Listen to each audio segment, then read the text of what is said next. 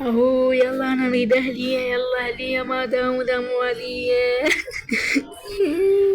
اهلية يلا اهلية يلا. فاضل خيرك ليش تبكي؟ ايش فيك احكي قلقتني ليش قاعد تبكي؟ بابا انا اريد اهلية، ما زلت اذا مو مدرسة اهلية ما داوم، يلا يلا يلا ما داوم دام مدرسة اهلية ما داوم، ما داوم ما. انت موجود بحالتنا حال تعبانة يا مدرسة هي تريد فلوس، واحنا بالقوة مدورين يا جوبي يكفي الفلوس اللي جاك والمصرف مالتنا. انت شنو جاي تحكي ابني؟ انت شنو جاي تحكي؟ العد ما داوم ماما. يعني ما عندي فلوس يا دوب مكفي عندي فلوس الإيجار مال بيتنا والمصرف. ما زالت مدرسة هي حر غالي. هذا ابني هم خطية ويريد حاله حال أصدقائه، هم مسافرين مدرسة أهلية، بس المشكلة أنا ما عندي فلوس. شلون راح أبيع أغراض مال بيت وعندي هناك دراجة حبيبها وجم. عمو هذا البايسكل بلاش كلش عجبني، جلست على فدوة حباب كلش عجبني. بعد ما باع الأغراض راح يبشر.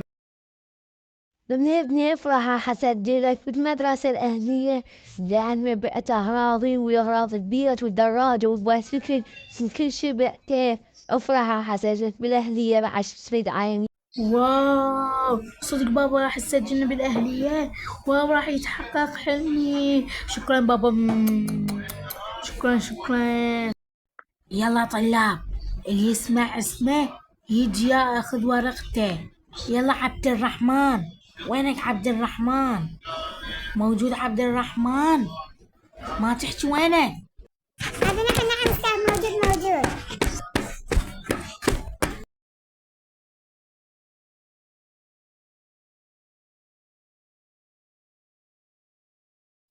مامو، وينك مامو؟ موجود مامو لو لا؟ ترى إذا ما تجي راح آخذ ورقتك. نعم أستاذ خليها موجود. صفر. هذا هو جيت. عافية يا ابني ناجي.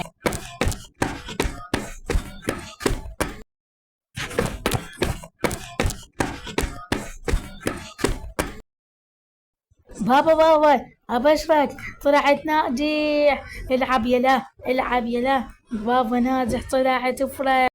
عافية يا ابني، عافية يا ابني. حمزة طلعت ناجح.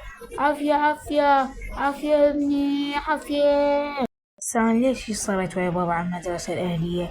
بس إن شاء الله بالسنة الجاية أسجل بالحكومية. بس باي.